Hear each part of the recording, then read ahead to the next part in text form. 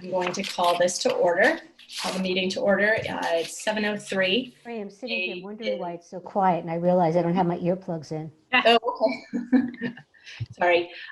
So yeah, I'm going to call the meeting to order. It's Tuesday, August 18th at 7:03 p.m.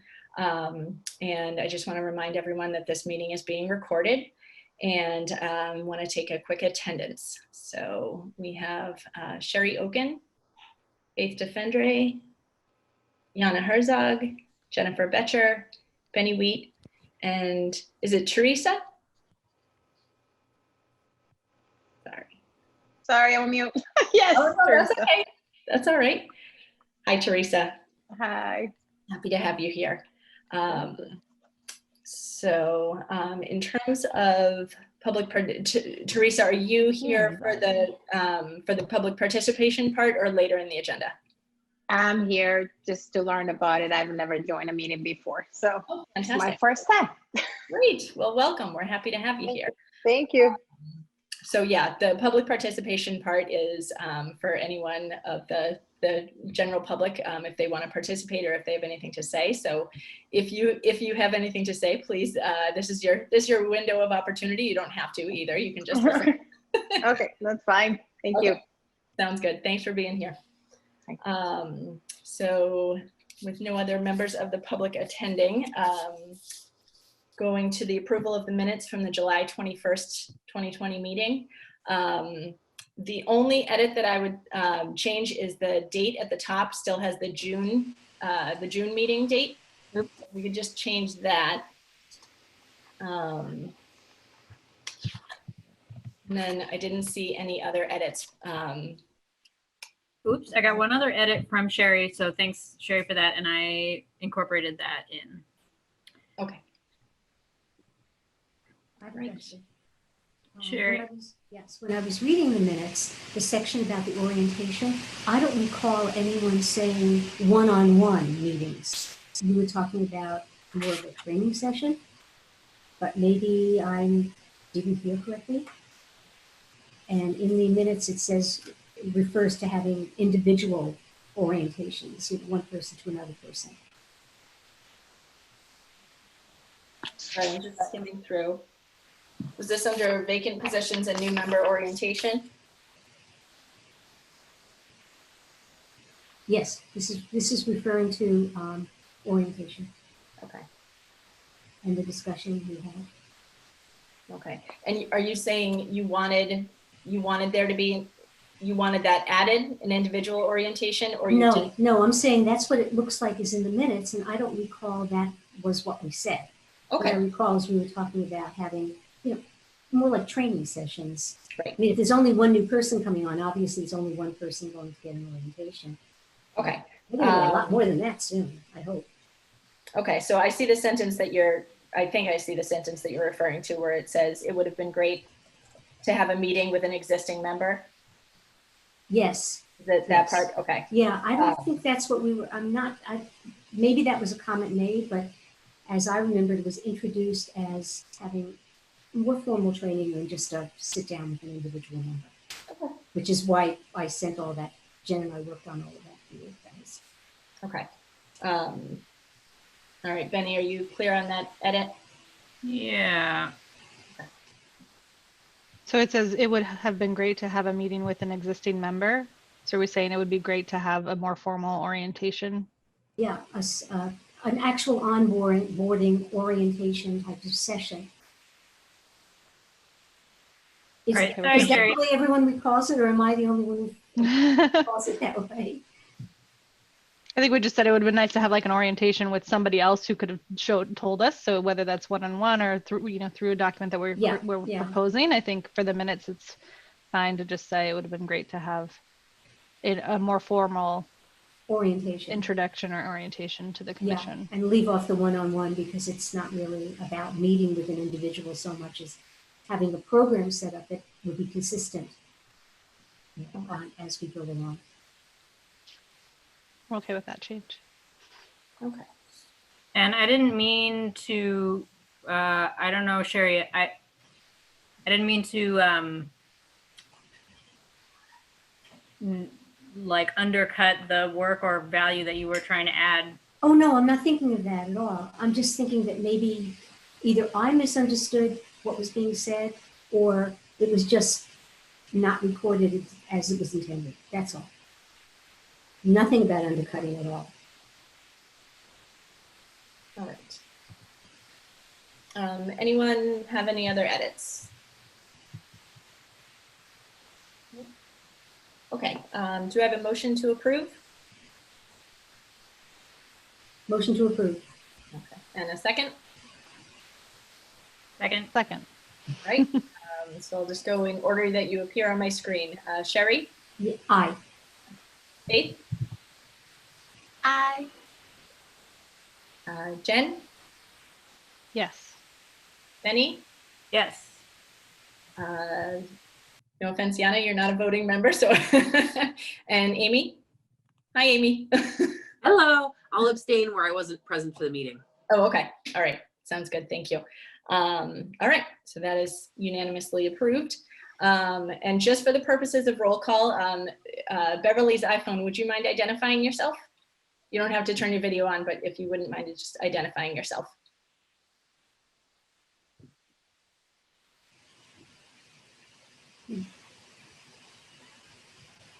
Okay. All right. So we will move on to the next item on the agenda. For number 4, the new member orientation, Jen and Sherry put together this fantastic document after some really valuable feedback that as new members come on, it felt a little vague in terms of what their what the onboarding process was, getting familiar with kind of the ins and outs of the Human Rights Commission. So so you all received this document about a new member orientation process. So I wanted to see, hopefully you all got a chance to take a look at it. And I wanted to see if you had any edits, additions, deletions that you would like to see in the proposed document. And actually, Jen and I even had things that we put in there that we didn't know the answers to. Yeah. Yeah, I was going to say, I saw the part where you have questions about who oversees the commission. Yeah. And I think the answer to that are the appointing bodies, the town council and the school committee. I think they would be considered they have with the exception of a few of the positions, the police officer and the student position, all of the other members of the HRC are appointed by those two bodies. And so I think they would have the power to, if they needed to step in for any reason. We weren't sure if it was the ex officio members were sort of like over, or if it was those appointing bodies, and then we weren't sure what authority, if any, the like clergy council or would have. Yep. That's why it was a question mark, I think. Yeah, I mean, I'm happy to double check. The clergy council is actually also an appointment by the town council. Okay, I didn't realize that. I wasn't clear on that, but I did check that in the bylaws. So the town council technically has 5 appointments. So 1 clergy and then the four other ones from the general population of the town. And then, so yeah, I'm happy to double check that and circle back just to make sure that that's accurate. And of course, since this will not be fully formed for a while, we can gather the rest of the information. For instance, one of the ongoing questions everyone has is, where are things stored? We don't. Yep. So it's something we're hoping to set up. Yes. So that things are more accessible. And then on the second page of this, I had a question. What is the reimbursement policy if you lay out money for an approved expenditure? I was wondering if there's a form. Do you have to is there something else you have to do? And we thought we would, that was something that was important to tell people too, because sometimes for expediency, you might purchase something that you need. It's part of the program. It's already an approved expenditure, but how does one then get reimbursed? Yep. And I can answer that affirmatively and tell you that for anyone that gets reimbursed, they can send an email with a copy of the receipt to Sherry Dalton I'll double check her email address so that you have it accurate on the document, but I do know that one for certain. Yeah. Okay. And she has you fill out a W-9, W something to put you in the system as a vendor basically for the town who can get reimbursed. Mm-hmm. But I think Sherry, maybe what you were talking about more was on the side of how do we even get things approved to spend before, and is that a decision by the chair, or is that a group decision that before we spend any money, or that sort of thing? Mm-hmm. Yep. And that's actually the item above. It's sort of the whole process of how we're funded. Yeah. Okay. Yeah, in terms of, is this the question E4, how are we funded? Yes. Okay. And of course, I ended up with a sheet that has no numbers and letters on it. That's the printout I have in front of me. I don't know how that happened. No worries, no worries. So, but I put that all in there so we can refer to it, and then I don't even have it. Okay. So yeah, I think for that question, it seems like we might be talking about two different things. How we get our funding, which is through the budget process and through donations, unsolicited donations, because we don't ask for donations.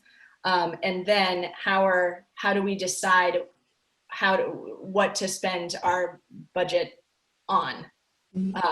Does that make sense in terms of, like, for example, if we're talking about ordering food for the MLK event, is that, what is that process to approve that funding? Yeah. So the process for doing that, for funding the different events that we do, is someone on the HRC makes a proposal to the board. For example, we want to order 6 dozen muffins for the Martin Luther King event, and we make a motion and we approve or we don't approve it, and then we spend the money accordingly. So it's not something we need to go back to town council or school committee. Once they give us that budget, that line item budget, then it's our money to decide how we want to spend. But it would have to be by a vote of the whole commission, not just by the chair.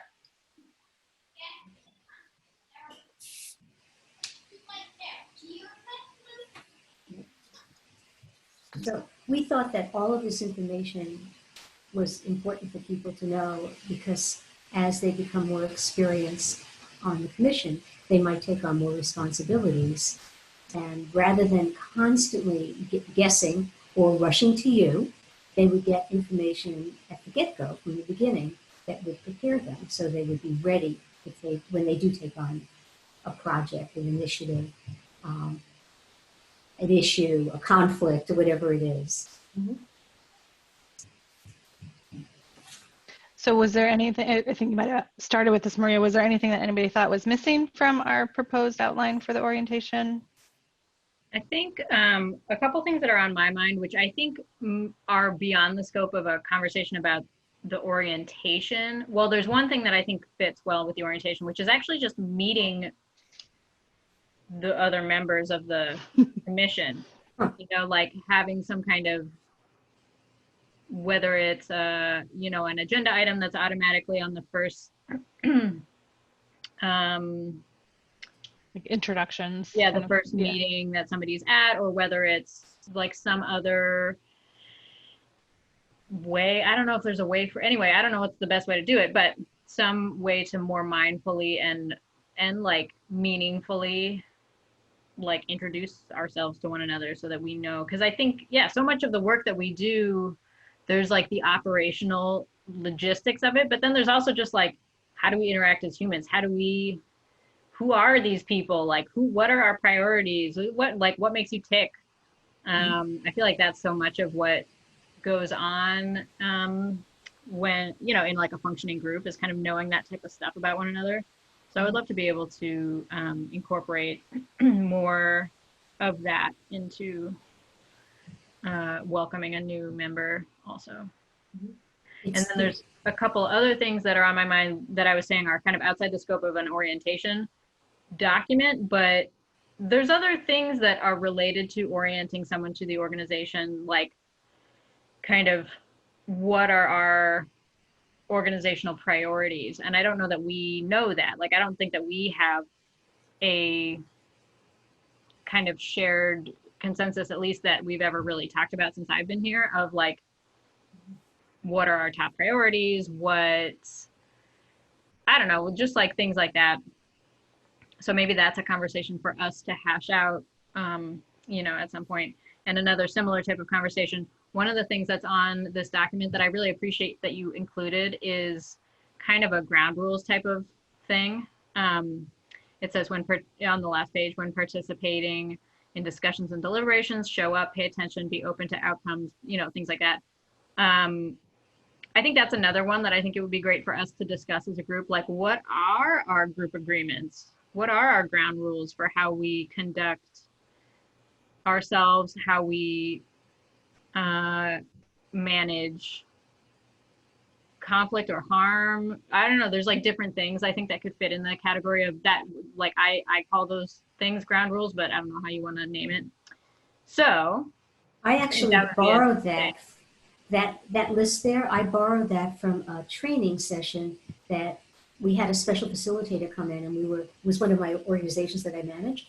And for a day and a half, we went through all of this team training and bonding. And the most valuable thing, I think, in the whole session were those points. Like, there's no silent voting. You speak up, you say it, yes or no, and mean it. You don't just nod your head, because that's not the same thing as your voice, and do no harm. That's a really important point of behavior for everybody as well. Yeah, I think they're really great. I also think that those types of rules or expectations are not necessarily one size fits all. Like, every group, I think there's value in really thinking about them and choosing them, being like, we are committing to these because they mean this to us. I think that's really a powerful process to go through. But yes, I agree. I really appreciate, Sherry and Jen, that you included that as a part of the orientation, because I think it should be.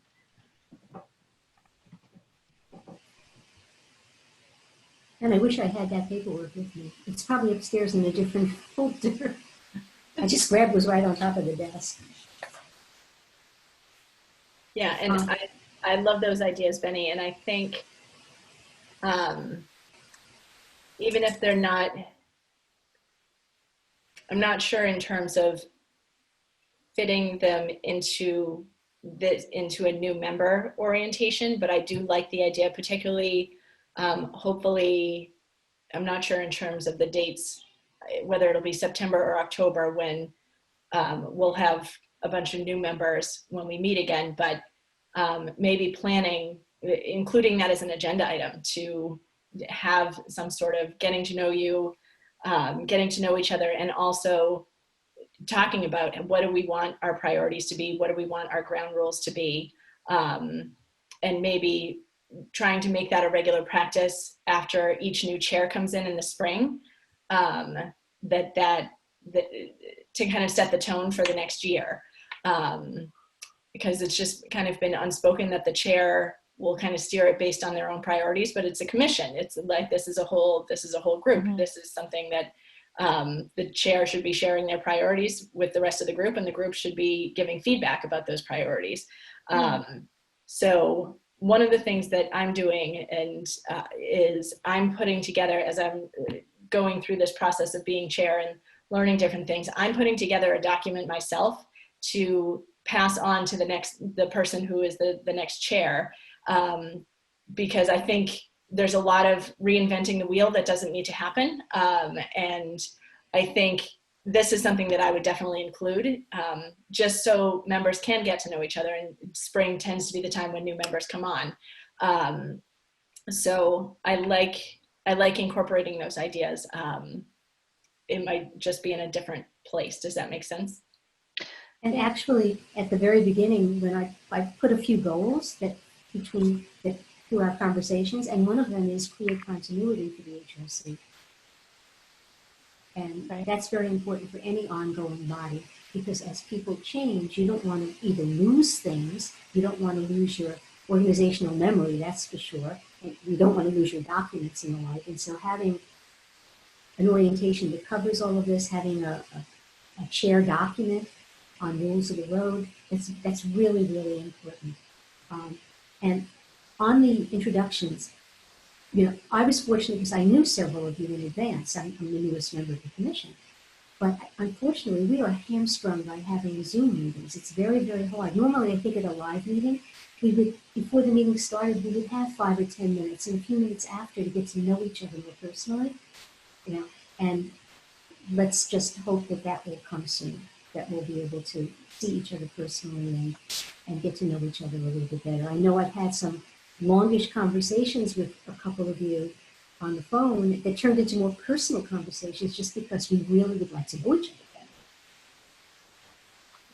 So I like, you know, and I you did introduce yourself when Matthew was it, when Rich was chair. Everyone just, but it was very, very brief, and it really only gave me the superficial. Right. It didn't, you know, doesn't really tell you about the person. Yeah. One of the things about this particular orientation also is I received, like weeks after I joined the commission, a copy of your policies and procedures, and there's a lot of stuff in there, and so much of this is the basis for what would be presented during an orientation. Also, I found out through talking to Jen that I was supposed to study and take a test, which I've not done. So I'm not even, you know, official. I'm supposed to take this special state test. And that's something that has fallen between the cracks at different times from what I understand. So continuity is really, really important. And getting people to hit the ground running as quickly as possible is important. So, anyway, I think Maria, please continue to send us any kind of suggestions on things that you might think we should put in here or leave out or change. Yeah, we did add in that, you know, what's required, which is, you know, the conflict of interest training by the state, those sorts of things. So hopefully we can make sure that everyone does it. I think there was a document at some point, Maria, where it had everyone's active status, you know, when their term ended and when was the last time they did their conflict of interest thing. So it sounded like Sherry either didn't get that in her welcome email to like do it. I'm not sure if Faith or, yeah, no, you wouldn't because you're not officially, but when you were appointed, does the student member have to take the same conflict of interest training from the state? That I'm not sure about, but I can check into that. I think we have some mechanisms in place. It's just we need to make sure we do that every time new people come on board. And obviously because the state requirements, I think, are every 2 years for that training, and our appointments are 3-year appointments. We talked about like every spring, just checking in with everyone to make sure that your training and everything was up to date. And one thing I just want to mention, Benny, you asked about like, which I totally hear your call on, like as a group, we need to figure out our priorities. But I think within the orientation agenda, where we have that is sort of what we really like to do. So sort of like, here's what we've done, here's sort of our ongoing things, and here's sort of our aspirations and like what we're working on this year. That's where I imagine that would fall, just to close that loop there. Mm-hmm. All right, and just to for the student members and anyone that isn't familiar, in terms of the online thing that we're talking about, every member of any town board is required to take a state ethics. It's like an online course. It takes about an hour, between an hour and 2 hours, just to learn kind of what your responsibilities are, your expectations, and then there's a quiz at the end, and you get a printout certificate that you turn in at town hall. And usually when the appointing bodies, in the past, the appointing bodies have put that in their email when they've appointed you. Most of the time they've included that information. So I'm not sure where the miscommunication happened around that with yours, Sherry, but Faith, I will definitely check in terms of if the student member is expected to take part in the ethics online course. Okay, because I would like to take that. Sure. Yep.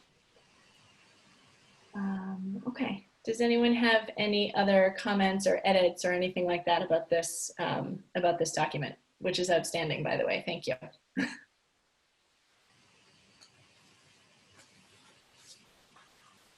Okay. Great. So at this point, I don't think we need to take a vote or anything around it. I think we just we check in on some of the things that we're missing, and then maybe take a vote at a future meeting about that. It's a first draft, and we'll put together a slideshow that will have the topics and the questions, and then the content will be filled in verbally. Sounds good. All right. Thank you.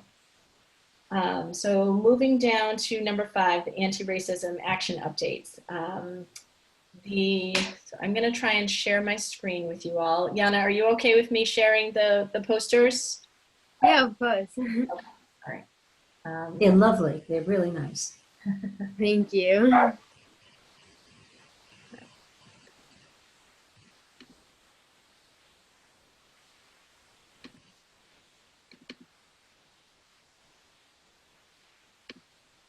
Sorry, I thought I had opened them. Let me just have 2 of them open. Almost there.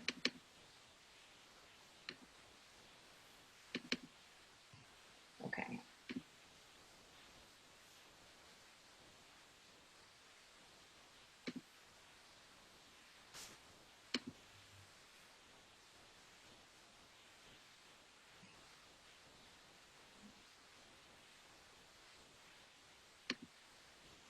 This is the first one. Everyone see that?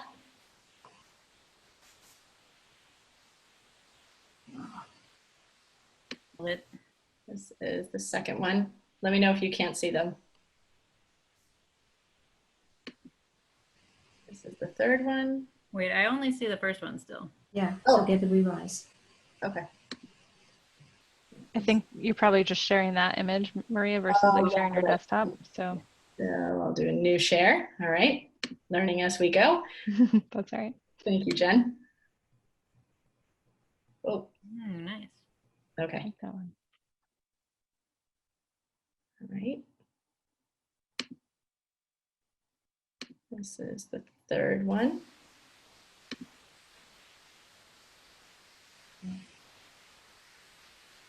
I believe this is the one we all saw initially. No, it was different than this. Oh, it was I different? think. Okay. I remember a different one.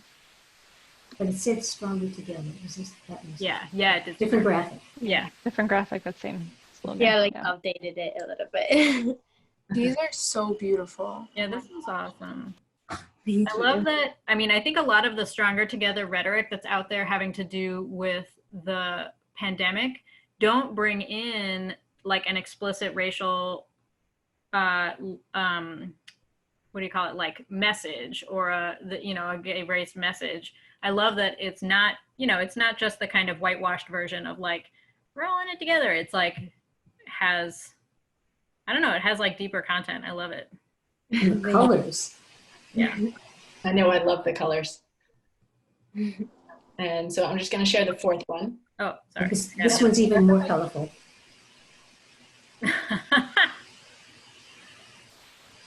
That's a great one for June. I know, absolutely. I want to eat that cake. That reminds me of the I'm cake thinking we that had. I need some chocolate. Yeah, at the Tasted Pride event where I had all the one that layers and Frankie and colors. Susan made last 2 years ago or whatever. Oh, that cake was so good. It was amazing. All right, so. So, sorry, remind me. So these are all great. Are we picking one? Or are we? What's the plan with them? Sorry, remind me. What we So talked about. I guess the first question is, does everyone feel that it's appropriate to share these with the Chamber of Commerce for distribution to members? I'm going to stop sharing for a sec so I can see everyone. I mean, one thing I might say on all, like, I don't know if there's a way to add like a little watermark or logo of like, are we putting them out as part of the HRC? So would we want to add our logo in the bottom quarter of any of them or something like that before we, I mean, I think they're all great. I don't have a problem with that. I'm just wondering, is it part of some sort of cohesive, is it branded as HRC, or is it just put these out for no, you know, for just because, or what's the sort of message that goes along with them? And would we want to add anything? I would like it to have the HRC logo in the corner. I would too. Since with Yana's help, Yeah, this is an initiative that we're trying to promote. And it's in response to folks who came to that meeting that we had a couple of months ago and asked about messaging and welcoming and just making them, they wanted to feel more included. And those are the kinds of messages that are on those graphics. I know these are all sort of hand-drawn, hand-colored graphic, you know, versus like a electronic media. But I don't know if once we take the picture or like create, you know, the JPEG of it, can we just add the logo as is on it, or would that be something that should be hand-drawn as well, or I can like do logistically, that. Just thinking that through. I can do that because what I'm going to do is I have a more professional camera, and I would go over to Yana, socially distanced, and take pictures of each of these, and then I'll have JPEGs and I can adhere the logo to them because I have all that graphic software. So I can put the official logo on. And any other words, if you want to say, you know, a message from Wakefield Human Rights Commission or something of that sort on there. So anything you want me to add, I can do that. But first I have to get the JPEGs through my camera so everything is proportional. And then we can have, these could be easily made into colored copies on a light gloss paper, depending on how many we need. My question is, do you think the business community would be open to this? I mean, when I spoke to him, he said that he was interested in educating the community. But I'm wondering if these would be, they would find these appropriate. I'm not a retail person. So, you know, what are your feelings? Would we give them a choice? Would we say, like, here's 4 options, print out one of these and put them in your store? We'll print the one you, or do we, like, I guess I'm just trying to figure out logistics. I think by them having a choice, you know, they could pick the one that they're most comfortable with. Or we could be providing them in sequence, so every couple of months you'd see the same message all over town. And that's why I'm saying which ones would be best received. Because that's what I was thinking, that wouldn't it be nice if we had a particular message of the quarter or the bi-monthly, you know, every other month, and everyone saw them everywhere, so they really noticed them, and we wouldn't have the problem that we had a couple of meetings ago when someone said they didn't see our diversity flags. You know, we would actually blanket the community, and then they would change. They get fresh ones with another beautiful message, and we can, you know, do that in sequence. And we have 4 already.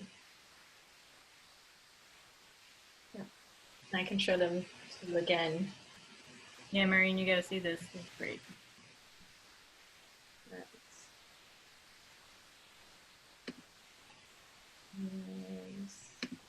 There's the first one. Not the first one that I showed before, but taking a new order. There's the second one.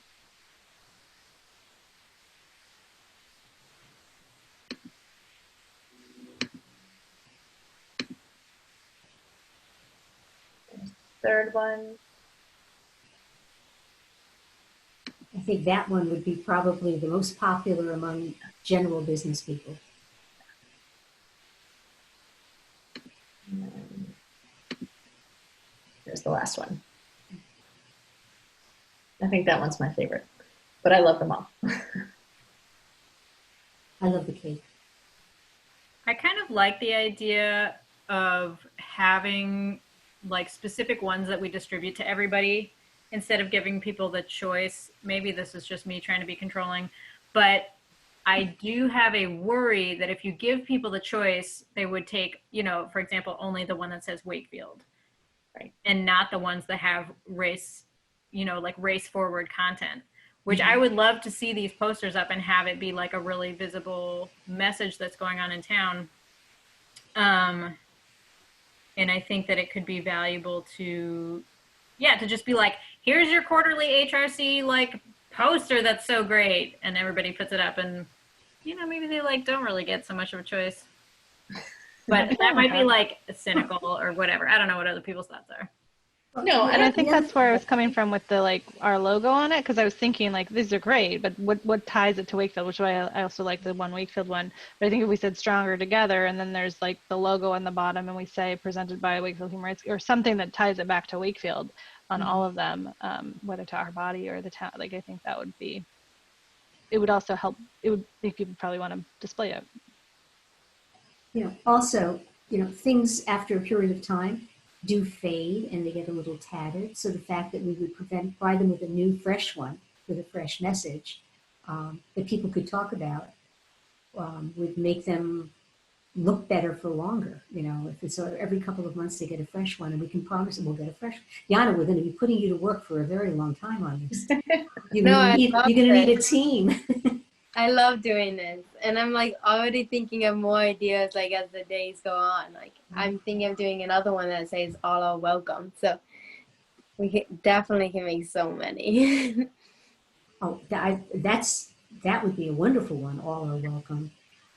And we should tell businesses if they're not retail, that doesn't mean they don't have to put this up in their office as well, because it can be an internal message to all the people who work in their office. Because some people don't have window displays like Cravings. Right. And I think also, and I don't know if the town would be amenable to this, but I think this is the kind of thing I would also love to see in sequence in the town public spaces. I'm sure the library would do this, but with the town hall, with AmeriCall Center, the public safety building, would they be willing to put in sequence one of these up every few months? Amy, do you get the sense they would? So we have a community bulletin board in the lobby, and so I don't see why we couldn't put one of these up down there. Absolutely. We also have the kiosks in town. That's right. At a few different locations near the lake and downtown. That would be a great spot to put them. Yeah. You're going to get famous, Yana. Yeah, we should also put Yana's name on it. Yes. I was going to say that. They should absolutely. We have to credit the artist. Thank you. All right. So, Sherry, if we will have a motion to do this. Are you comfortable staying the point person to communicate with the Chamber of Commerce? Because I've already spoken with him. I would be very happy to present them the packet and say, this is the 2021 or the 2020 through part of 2021 first view, which we would provide to you in sequence for your members to display in their businesses, whether they're retail or office space. And all you need to do is tell us how many you need, and we'll provide them at the beginning of that time period for you to distribute. And I'll see what his reaction is, and I hope it's, wow, these are beautiful, sure. Okay. All right, so do we have a motion then for Sherry to contact the Chamber of Commerce and any other town officials that we would have say in terms of where we put them? We need to say, I move that we amend the posters to add the Human Rights Commission logo and Yana's name, and then do that? Or is that? Yes. Yeah, actually, that makes sense. And could someone else take the town contact part of this? I'm happy to do that. Yep. Okay. Okay, so what I will do, once you pass this, you have this motion, you pass it, I will go to Yana's and I will photograph these, and in that way I'll have copies that I can amend.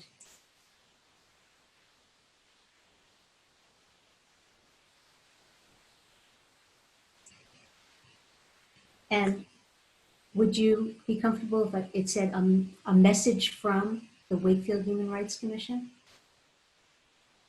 Or just, you know, an initiative of, or what kind of wording do you want? Are you asking me or you? I'm asking everybody. What kind of wording would you Yeah. prefer that credits the Human Rights Commission? I think a message sounds really good because then it shows them what we're about. Like, this is a message we're giving out. Yeah, I agree. You have our logo, right, Sherry? No. I can send that to you. Yeah, I wouldn't even know where to find it. Someone has to send it to me. Another thing that will go in our I know. community drive, wherever that ends up being. I'm working on that. But yeah, for now I can send you the logo. Yep. Okay, so as amended, with Jana's name and a message from the Human Rights Council, or the Human Rights Commission, sorry. Do we have a motion to share this with the Chamber of Commerce and town bodies for display in town? So moved. Do we have a second? Yes, you have a second.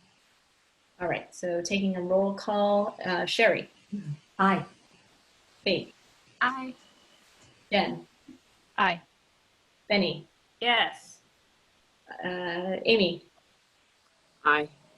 All right, and I for me as well, so that passes unanimously. Congratulations, Jana. Thank you so much. Of course. All right. Okay, so moving down to the next, under the Anti-Racism Action Update. So Faith is also the co-president of the Black Student Union, and she wanted to come and give us some updates as to what they've been talking about. So, my co-president, Rainier Grant, she couldn't make it, so sadly, she really wanted to come, and she's hoping to come to the next meeting, if that's okay? Yeah. Okay. So our last meeting was last week on Thursday. We have another one this Thursday, and we were just basically giving out ideas. We want to have a candlelit vigil, but based on where we want to have it, we wanted to have it at the lake. I don't think we can have an open fire at the lake at all. So we were thinking instead like a glow light vigil, which is kind of different. I think that's kind of cool and unique in a way, where we use like glow bands instead. How do you guys feel about that? Oh, go ahead. No, you can go. So I love the idea of it. I guess my first question is, in this COVID era, have you spoken with anyone from the town about this, about the feasibility? So we had this exact problem last time where we want to make sure everybody's safe in the town. So we were actually gonna, I think Rainier is in charge of this. She's supposed to talk to someone on the police force, I don't know about it, and see if that's like something that we are still allowed to do. The same as last time where it was a march and then there was 300 people gathered in a big area. So we want to make sure everybody's safe still, like still 6 feet apart and everything. So she's been, I think she reached out today actually. If not today, she's supposed to reach out tomorrow about it. Have it ready for us by Thursday. The latest regulation from Governor Baker is no gatherings outdoors of larger than 50 people. Does that include this kind of thing? Of more than how many people? 50. They reduced it because people were still abusing the large gathering. No. I know for the Wakefield Lions Against Violence, I do a road race in October every year, and I have to get a permit with the town to like use the common space for it, and they already revoked permits last month. So this October we can't do a race. We have to do like a virtual race. So it might actually be, you might want to reach out to Sherry Dalton because I don't know if you would get, if it's like on the common, you might be something where you would get a permit through them. So you might actually want to ask either Steve Mayo or Sherry Dalton about it, because I know that they were in charge for like the road race around the lake. So yeah, the Can I town ask, would administrator. the audience for that be just folks from the high school, or would it be townwide? It's a What are you thinking? townwide, like the Okay. march. So thank you for that. I will figure out how to reach out to them. But Unfortunately, the restrictions are real because a few people took advantage of the loosening of restrictions, and so everybody has to be punished. I think it's, I wonder about this. So I do take very seriously the public health crisis and the restrictions on public gatherings. I have questions though in my mind as I'm picturing it, because like there were restrictions on public gatherings when all the protests and marches were going on. Those took place anyway. So I'm not necessarily advocating like breaking the law, but also like, where is the, I don't know, like, I am interested in kind of critical thinking about what is the benefit to having a gathering if it was safe. Like I'm just having this vision in my mind of like people spread out, but like when you're spread out, you take up a lot of space, right? So you have this like huge like field of people all with their, whatever it is, their lights or whatever. And I think it's a really powerful image and a powerful thing to do. I don't know. So I'm struggling with the fact that the public health crisis, I don't want the public health crisis to make it so that things like this, things like protests or like vigils just don't happen, and it like fades into the background, especially in a place like Wakefield where it's such a white dominant space. And so being very intentional and like planful about pushing back against that, like that white only narrative seems so important. I don't know. That's just kind of thought vomit for me.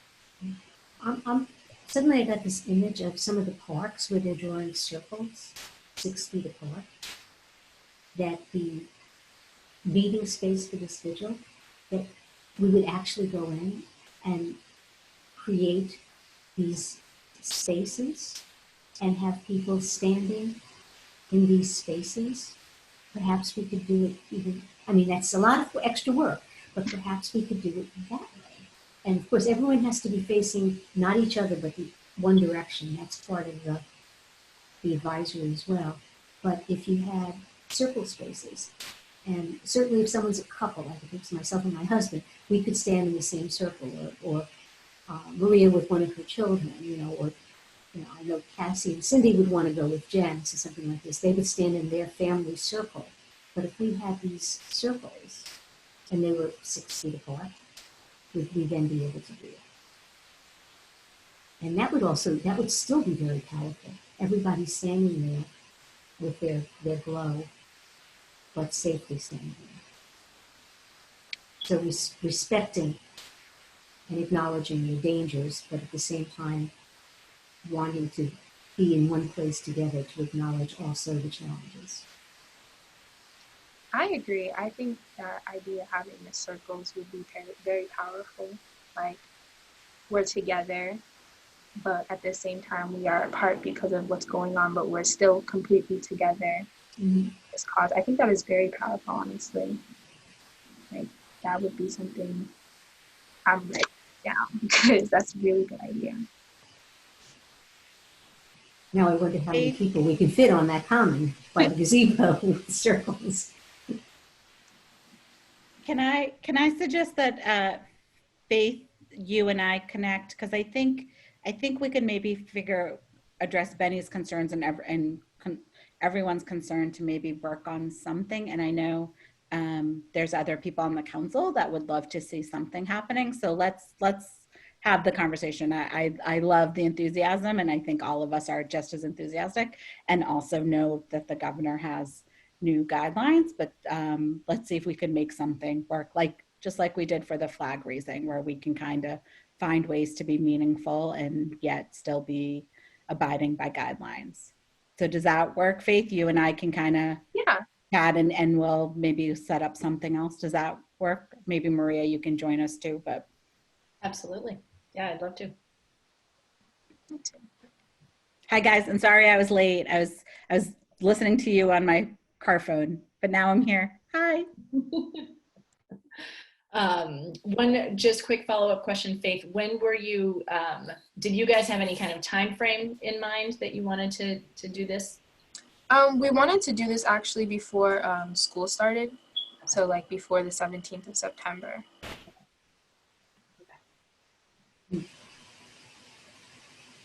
So yeah, we can set up a conversation, and if Rania would want to be part of that conversation too, we would love to have her. So if you want to pass that along, we can connect. We can connect offline. Any other updates from the Black Student Union that you wanted to let us know about? No, other than Rania just wants to be able to sit in for a conversation a little bit. So as long as that's okay. Yeah, absolutely. All right, great, thank you. Okay, so for the third item under the anti-racism action updates, the library collaboration. Sherry, do you want to talk about this a little bit? Very briefly, they've been on vacation. I have a meeting with them on the 25th. Okay. They are open to all kinds of ideas. And now that they've got their phase 3 book pickup working smoothly, they'll be more able to work with us. But I'm talking with Jackie on the 25th. Okay, great, thank you. And then for the state bills updates, Benny, do you want to give us an update?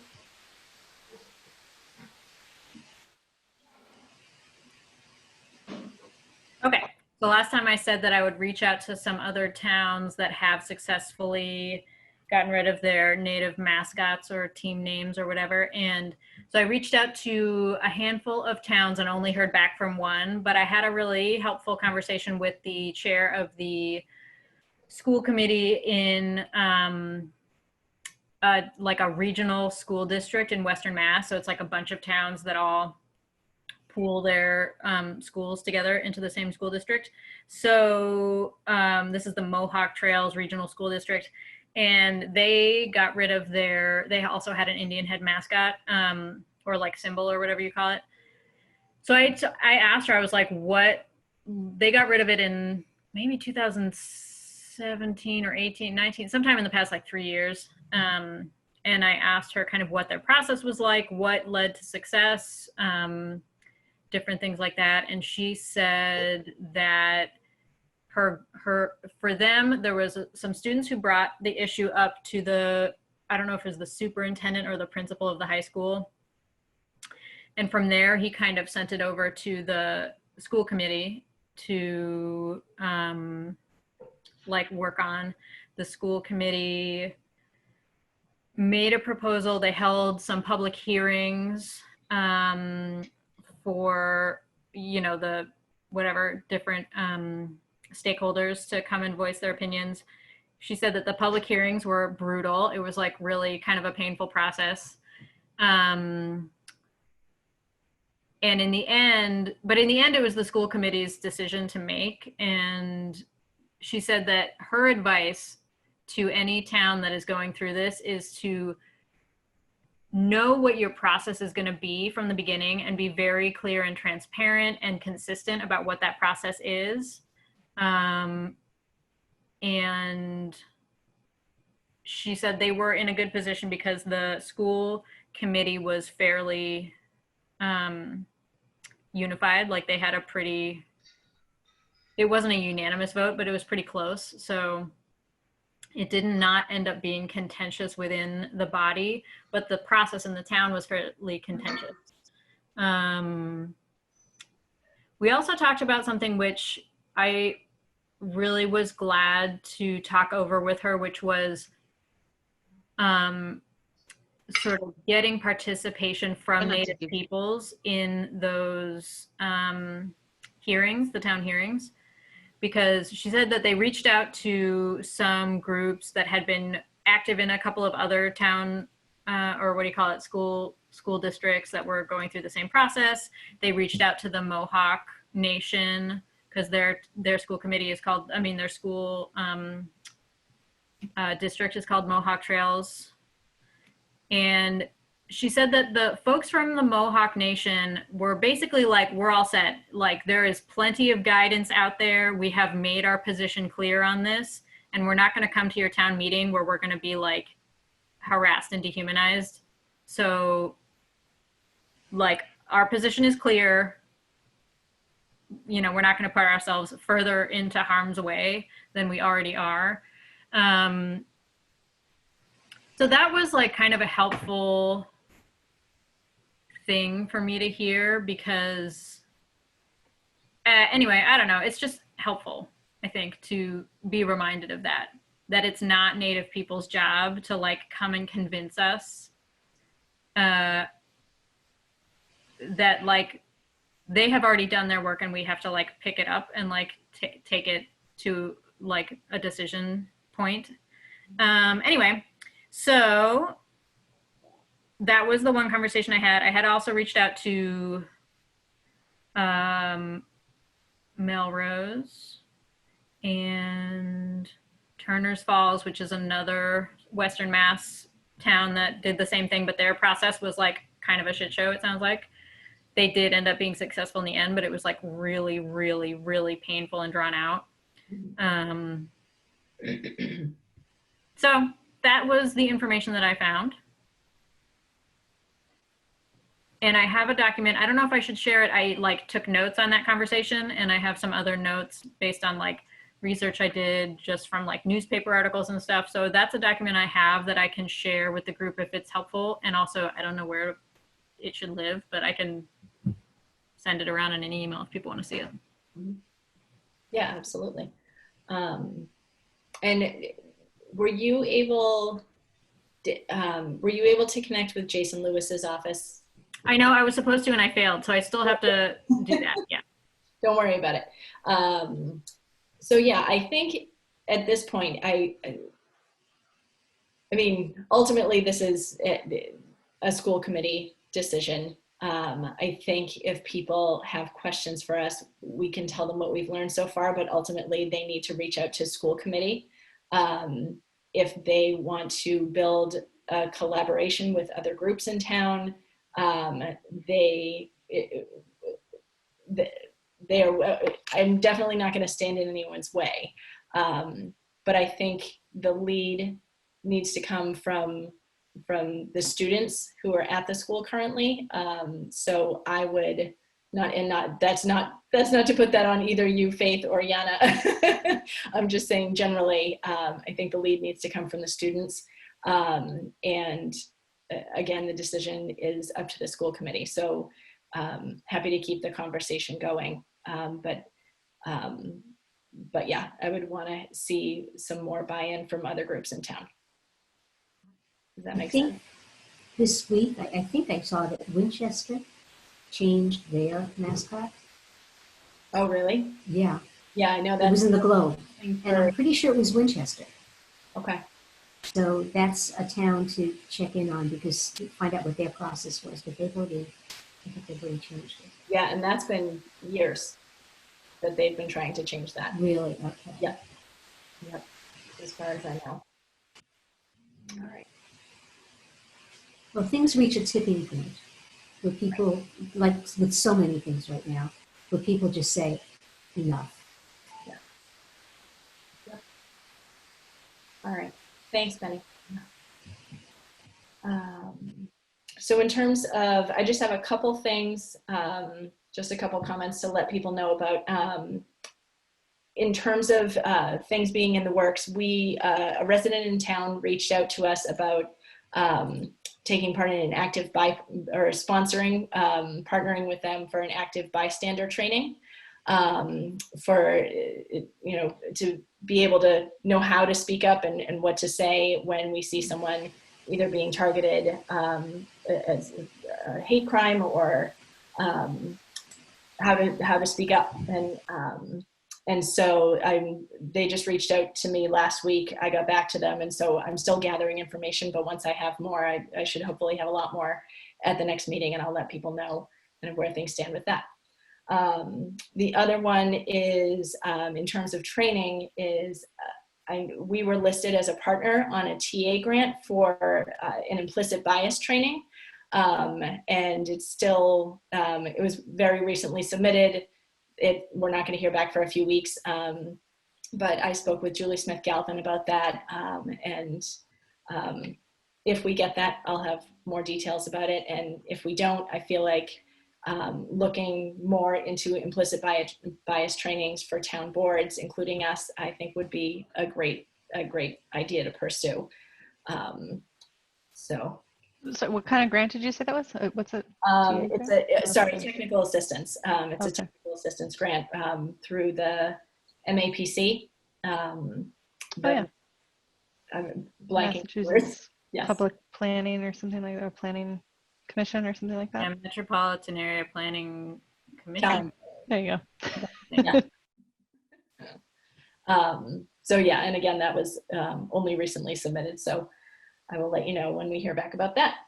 The library has won a community grant recently, and they haven't determined how to use it, so perhaps that will be something that we could also work with them on. Is that a grant that they've already received? They've just been accepted for it. They've just gotten it. They've just got the word that they got it.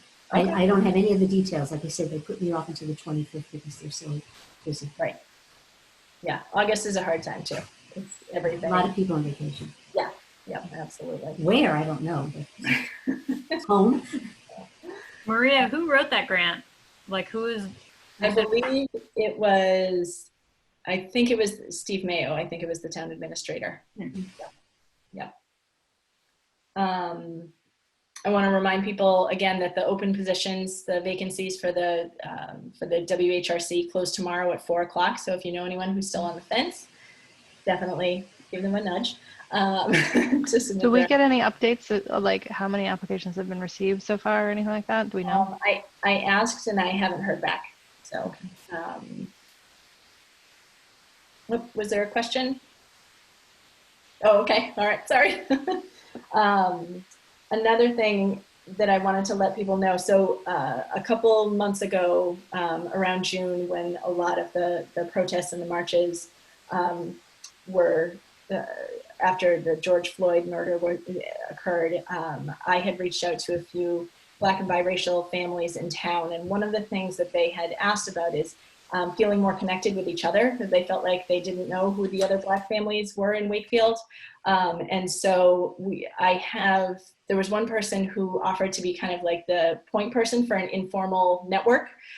So if you know of anyone that would like to have more of a connection with Black and biracial families in Wakefield, please have them get in touch with me, and I can connect them with people. Some are families with kids in the school system, some without kids. So I mean, there's probably only 4 or 5 people that are on the list so far. But if you know of people that would like to be connected, I'm happy to connect them. Is that something that should be in the item? I don't. Nicole is shaking her head, no. Yeah. I think for now, let's keep it informal. Okay. Pretty informal. I'm just wondering how broadly they wanted people to know that it was going on. Right. Yeah, I think we'll keep it word of mouth for now. Maureen? Yeah, and I saw, welcome Nicole. Hi.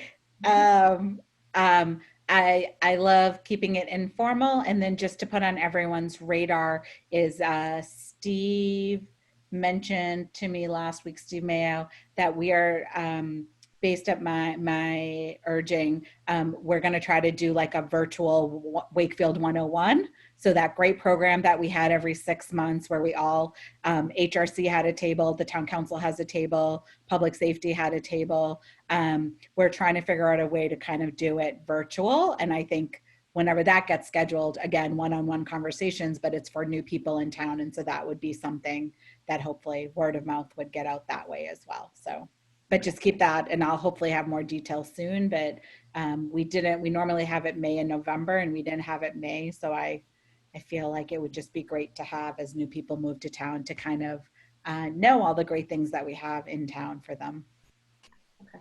So one of the things related to that had come up also in my conversations a few months ago is that people who have been here in town for a long time would kind of like a 201 essentially. So because 101 is billed as for people that are recently arrived in town, but I think there are a lot of people, both people of color and also people, white families here in Wakefield that still don't feel totally connected and would love to know about more resources in town, what different town bodies do, all of those different things. And so there was a question about doing a 201 for people not recently relocated here to Wakefield, but people who are just looking for a deeper connection in the community. So I don't know, you want to keep pushing Steve on that one, or if you want. It's something that I've said for a while, and I know you guys have heard about it. It's something like Wakefield 101 is so successful that, you know, our vision is to have a 201 for people. I think if we do something virtually and we kind of did, you know, the commissions or we did the nonprofits, like there's no reason that other people couldn't watch, right? Like, and so I had kind of said like, yes, I think we can work on that as we adjust to this new reality, but there's no reason we couldn't do, I will give back that feedback, but I actually think it would be kind of cool to have, you know, some of, I know like I'm looking at all of you guys and we all just sit there with different hats, but like WAVE has a table and the Soccer Association has a table. There's no reason that only needs to be people who have, well, now it'll be who moved here in the past year, but we could virtually make it up until right. Especially something like soccer, to your point, like I didn't have kids when I first moved here and now I do. So I might be interested in other things that I wasn't when I first joined, you know? Yeah. Yeah. Of course, people can be in Zoom rooms. They can visit different Zoom rooms. Breakouts. I was thinking right. Yeah. So I'm gonna talk to them. I know I kind of pushed it and I think, you know, we all thought we'd be in a different place in November. And so, but we also have outgrown the library, you know, even just keeping it to 101. I know where I'm looking at you, Nicole, like where the soccer group is, or like, you know, my room is, there's plenty of room in our room, but like the other room just gets really crowded. And so we had talked about doing it, you know, at the Civic Center or somewhere else. Or so virtual gives us that option, which is one great thing about virtual life nowadays. So I will find out and report back at our next meeting and take that people are looking for a 2.0 version. Great. And yeah, if there's anything I can do to help with that, let me know. Two more things. I wanted to let people know that I have started conversations with Jen McDonald about expanding the content on our website. She has amazing, phenomenal ideas. And even just today, I emailed her earlier today about putting the document that Jen Betcher had put together for the International Women's Day event. And she was so responsive and she added a link to the video. So I'm really excited to start that process. And one of the things that I'm working on is basically doing a history project of the Human Rights Commission, because we have been in existence for 5 years and people should know about all of the amazing stuff that we've done over the past 5 years. And once the event is past, it kind of disappears. So I would love for people to be able to see what we've done. And that's great. Hopefully generate. Sherry and I were talking about that too when we were doing the orientation. We're like, what have we done? Like, we don't have a list. Like, you know, I know some of the stuff we've done in the past 2 years, but for that or whatever, it's like, oh, so that's awesome. Do you need like volunteers to help with, like, what's the plan for that? So right now I'm collecting. It's going to be our archivist. Yeah. I'm kind of going through notes, or not notes, agendas and minutes over the past, at the very least, the 3 years that I've been part of it. And I have a binder that was given to me, I think by Amy when I became the secretary. Yep, and I still have all of that material. So I should be able to, I'm going to put together a very rough kind of year by year of events and everything like that. And then I'll send it out to everyone and they can send back if there's things that I've left out. And as some people pointed out, there's things that were captured in the agendas and minutes that, or that weren't fully captured, like in terms of our collaboration with the Massachusetts Human Rights Commission and other towns contacting us and trying to network with us if they wanted to start their own human rights commission. So I'm also reaching out to some of the HRC alums to say if there are things that I can add or that you would add that you think maybe weren't captured, then please let me know. So I will definitely, I may need some help, but right now I'm still at the beginning process, so I will absolutely reach out to people if I get in over my head. Is there even an archive of the HRC alums? No, but we can make one. It should. I mean, I know I have groups that always keep past presidents list and past award winners, and certainly in past board members, they, you need a history. Yeah.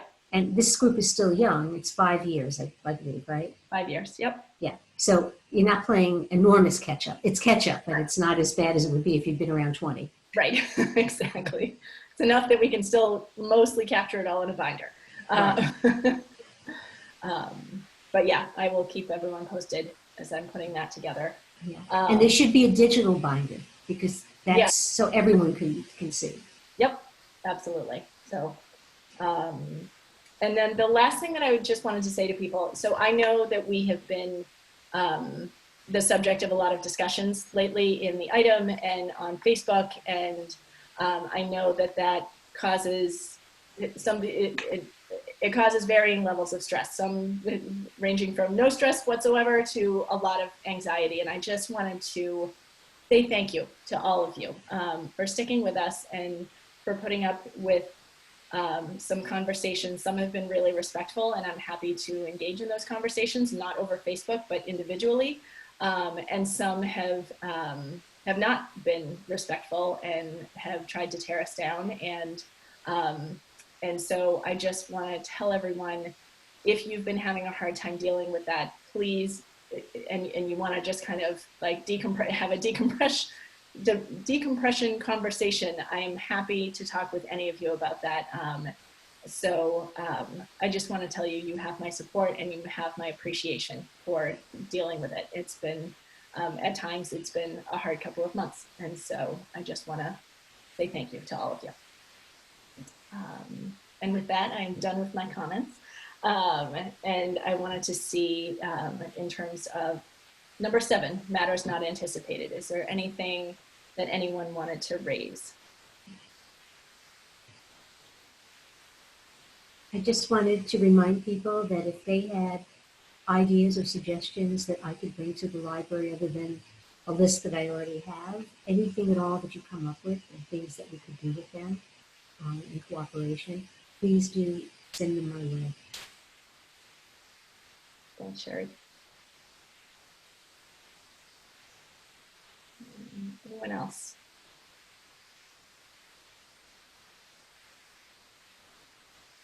Okay. And so do I have a motion to adjourn? Yes, you have a motion to adjourn. We have to watch the convention. Oh, that's right. Okay. And I promised I would be done before 90 minutes, and we have 15 minutes to spare. So met our goal and then some. Do I have a second to adjourn? Second. Okay. And now I will take a roll call. Sherry? Yes. Faith? Yes. Jen? Yes. Benny? Yes. Amy? Yes. And yes from me as well. So thank you very much, everyone. And yeah, have a good night. Enjoy the convention if you're watching it. And wait, should I read the action items? Oh my God. Okay. I need to write a note Shoot, to we myself always forget that. items before we do the motion to adjourn. I'm going to make that note to myself right now. We Okay. could put it, I mean, you could put it on the agenda before adjourn. Yeah. That's what I'm doing that right now for next month. Okay. Sorry. Go ahead. Well, I have one question, which is, should I not reach out to Senator Lewis if we're like wanting to not take up the mascot issue, or do you want me to still do that so that he can, you know, like, I don't know, give us any updates that are happening on the state level or what? I don't know. Let's see. Yeah, we can certainly, yeah. Let's see if he wants to come to our meeting and give us an update as to where things stand and how, you know, if he has suggestions in terms of on a local level. Yeah. Okay. So that's still on my action list, is to reach out to his office. Okay. The other thing that I didn't do that I was supposed to do was reach out to Steve Mayo and Tom Mullen about if we could fly the flag on the other flagpole in the common. So that's still on my list. Then new things from this meeting are, Maria, check on who oversees the HRC officially. Or did you have an answer about that, or were you going to double check? Let me double check. I'm pretty certain it's school committee and town council, but let me just double check. Okay. Yeah. And then also for you, Maria, check if the student member has to take the online ethics test. And Sherry had volunteered to go take pictures of Yana's artwork and then turn them into JPEGs and add the HRC logo and the message, you know, message from from the Wakefield Human Rights Commission. And Sherry's going to present those posters to the Chamber of Commerce and see what their reaction is. And Maria's going to present them to the town about putting them up in town spaces. So those are all the action items I have, unless there's other stuff that I missed. I think Sherry and I are going to continue working on the orientation deck. Definitely. I shouldn't say I think so. We are going to do that. So hold us accountable. The labor of love.